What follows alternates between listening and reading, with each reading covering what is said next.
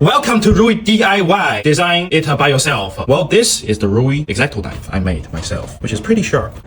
Crazy sharp, crazy sharp. Well, this is the bamboo shroud. Oh, I'm just kidding. This is a metal rod used for self-defense. I forgot what this is called. Please leave in the comment if you know. See, edge sharp, but how sharp? Single bevel. What the fuck? Didn't even fucking step this through. Anyway, it's not sharp enough. Hopefully, we can make it hella sharp.